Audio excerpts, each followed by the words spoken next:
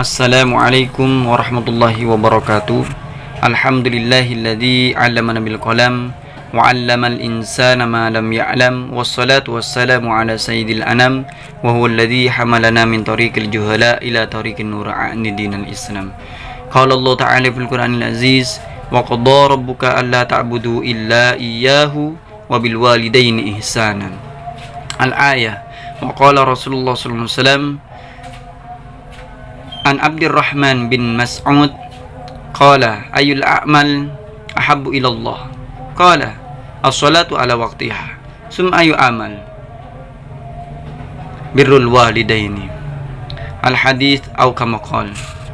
Amma ba'du, hadratal mukarramin, kepada semua jajaran Bapak Ibu guru SD Khadijah yang kami muliakan dan kami hormati, dan semua asatidz dan ustadzat yang tidak mengurangi rasa hormat kami, yang kami harapkan doa barokahnya, dan kepada semua tidak lupa pula murid dari SD Khadijah yang Ustadz muliakan dan Ustadz cinta sayangi.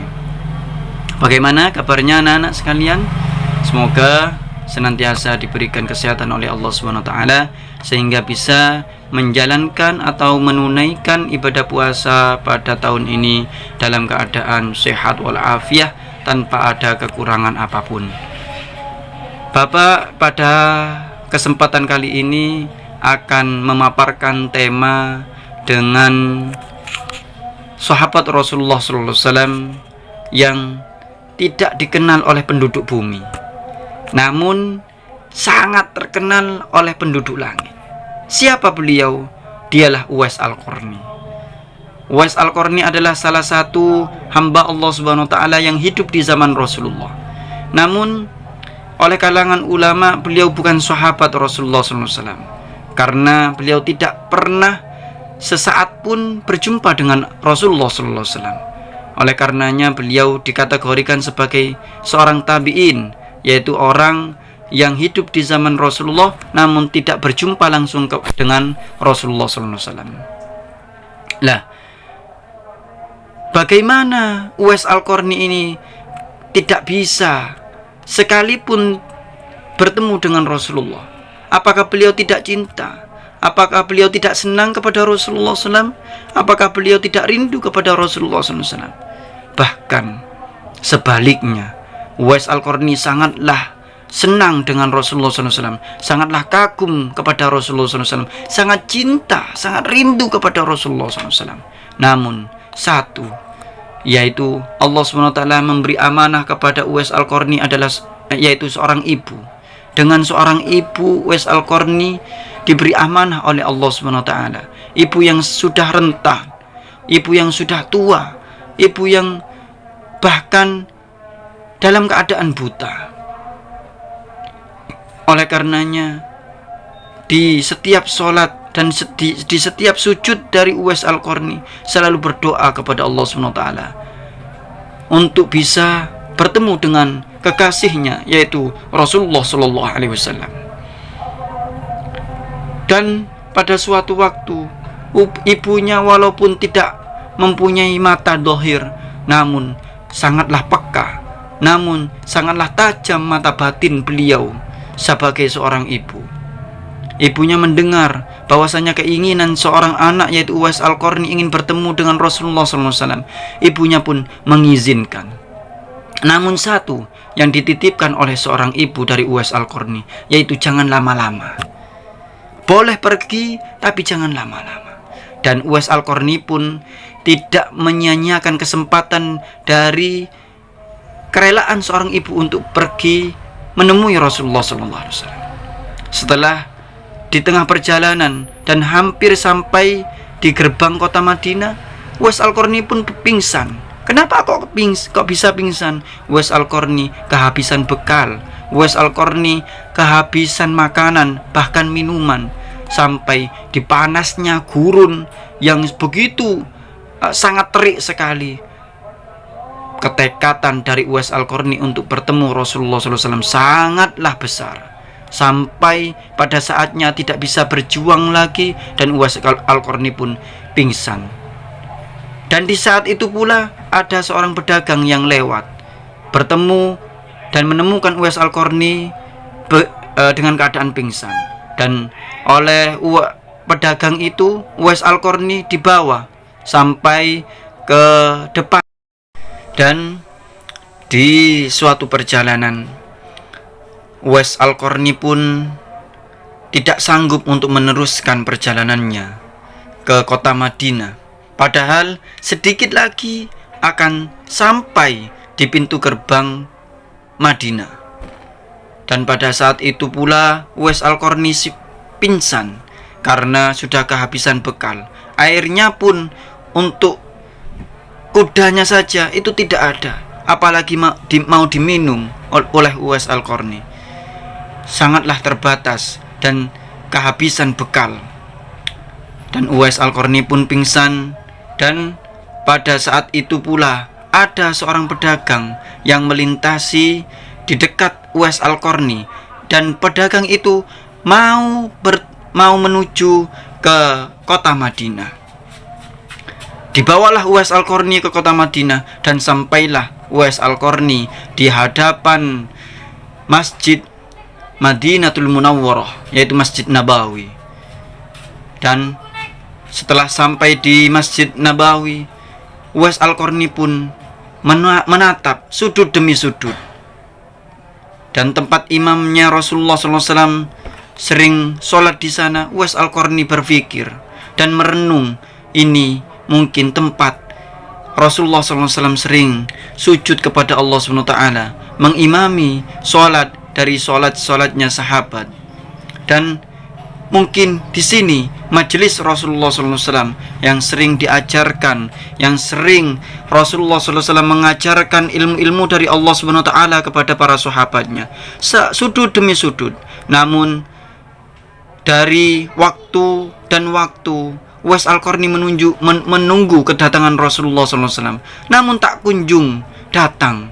Setelah Uwais Al-Qarni mendengar dari salah satu sahabat bahwasanya Rasulullah SAW tidak ada di kota Madinah, dan bahwasanya Rasulullah SAW di saat itu sedang pergi untuk melakukan ekspansi dengan orang-orang kafir, melakukan peninjauan kepada orang-orang kafir. Makanya Uwais Al-Qarni menunggu, dan hatinya sangat risau sekali. Ingat dengan pesan ibu, yang mana ibu berpesan jangan lama-lama. Namun Uwais Al-Qarni menunggu dan diiringi dengan rasa yang iba, rasa yang sangat gelisah sekali, berpikir dan memikirkan seorang ibu di tempat yang jauh dari kota Madinah sana, yaitu dalam keadaan sendirian. Dan Uwais Al-Qarni pun memutuskan untuk kembali ke rumahnya, untuk menemui ibunya, untuk merawat ibunya lagi. Perlu diketahui bahwasanya ibu dari Uwais Al-Qarni ini sering dirawat oleh Uwais Al-Qarni, dari makanannya, dari beliau mandi, dari beliau bersuci, dari beliau ibadah, dari beliau kesehari-hariannya dari ibu Uwais Al-Qarni selalu disiapkan oleh Uwais Al-Qarni sebagai seorang anak. Dan setelah Uwais Al-Qarni kembali, Uwais Al-Qarni pun melakukan aktivitas kesehariannya seperti biasa. Tidak ada yang istimewa dari kegiatan-kegiatan yang ada di Uwais Al-Qarni. Namun yang istimewa dari Uwais Al-Qarni adalah satu, yaitu patuh, tunduk, dan merawat dengan sebesar hatinya, dengan sepatuh hatinya untuk merawat dengan sungguh-sungguh ibu dari Uwais Al-Qarni. Namun di saat waktu dan setelah beberapa waktu, datanglah satu tokoh dari kota Yaman, yaitu seorang tokoh yang sangat dipatuti dan yang sangat ditunduk, yang sangat disanjung oleh semua kalangan kabilah, kalangan orang-orang yang ada di kota Yaman. Dan beliau menceritakan bahwasanya dapat pesan dari Rasulullah SAW, bahkan ada nanti satu orang yang datang dari Yaman, dia akan menjadikan kota Yaman sebagai kota yang makmur. Sebab satu orang ini, siapalah beliau? Kata seorang tokoh bertanya kepada Rasulullah SAW. Dia adalah Uwais Al-Qarni, yang jarang dikenal oleh penduduk bumi. Bahkan penduduk bumi satu pun tidak kenal, tidak tahu. Namun oleh penduduk langit, beliau sangat dikenal. Dari sinilah seorang tokoh tadi mencari-cari siapa dari warga mereka, dari warga Yaman yang sangat dikenal oleh Rasulullah SAW. Bahkan Rasulullah SAW sendiri tidak tahu bagaimana keadaan Uwais Al-Qarni. Dan Uwais Al-Qarni pun tidak satu sedetik pun berjumpa dengan Rasulullah SAW. Dan dari sini seorang tokoh tadi menjumpai bahwasanya setelah ketemu dengan Uwais Al-Qarni, menyanjung dan memuji bahwasanya berkat beliau kota Yaman didoakan oleh Rasulullah SAW menjadi kota yang makmur, menjadi kota yang sejahtera. Sampai saat ini, sampai detik ini, kota Yaman dikenal oleh semua kalangan para ulama sebagai kota para habaib, sebagai kota para kekasih Allah Subhanahu wa taala, berkat doa dari Rasulullah SAW yang semuanya itu berawal dari kisah dari Uwais Al-Qarni. Dari sini anak-anakku yang Ustadz cintai dan sayangi, kita bisa ambil pelajaran bahwasanya begitu mulia sikap Uwais Al-Qarni terhadap ibunya yang tidak mengenal letih, tidak mengenal lelah untuk merawat ibunya dengan begitu besar hatinya, dengan lapang dada, tidak pernah mengeluh, selalu menyediakan apa yang sudah dibutuhkan, apa yang menjadi kebutuhan dari ibunya, Uwais Al-Qarni menyediakan. Dan dari ini bisa kita ambil pelajaran bahwasanya kita sebagai seorang anak, kita semua sebagai seorang anak, patutlah kita tunduk, patuh, dan hormat kepada ibu kita. Kita janganlah sampai menentang dengan apa yang telah disampaikan oleh ibu kita. Ibu kita kalau menyuruh, jangan kita semena-mena untuk membantah atau menghertak dari orang tua kita. Dan Allah Subhanahu wa taala juga berpesan dan sangat mewanti-wanti kepada kita semua sebagai seorang anak, wala taqul lahuma uff, jangan engkau berkata kepada orang tua, terutama ibu. Jangan. Ketika kita disuruh oleh ibu, nak belikan ini, nak belikan itu, nak tolong jaga adiknya, nak seperti ini, jangan bu, saya lagi main, bu, saya masih main game, bu, saya lagi santai. Jangan. Karena ini merupakan pesan dari Allah Subhanahu wa taala. Wala tanharhuma, dan jangan sekali-kali engkau menghertak dan membentak kedua orang tua kita, terutama ibu kita. Ini adalah pesan dari Allah Subhanahu wa taala. Berapa banyak ulama-ulama yang sukses, berapa banyak dari orang-orang yang sukses, semuanya itu dilatar belakangi dari tunduk, patuh, dan hormat kepada orang tuanya, terutama ibu. Jadi anak-anakku sekalian, ketika kalian ingin menjadi orang sukses nantinya, ingin menjadi orang yang beruntung di dunia sampai di akhirat, satu, jangan sampai lupa hormat kita kepada ibu, kepada kedua orang tua kita. Kita harus berpikir bagaimana kita sejak kecil, kita mulai kecil sudah dirawat oleh ibu kita.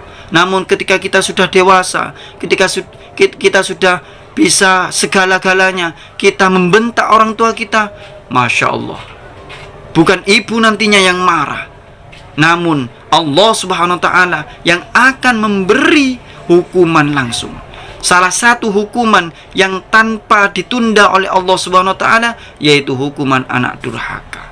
Jangan kita bersikap seperti sahabat Rasulullah SAW yang satunya, yaitu sahabat Alqamah.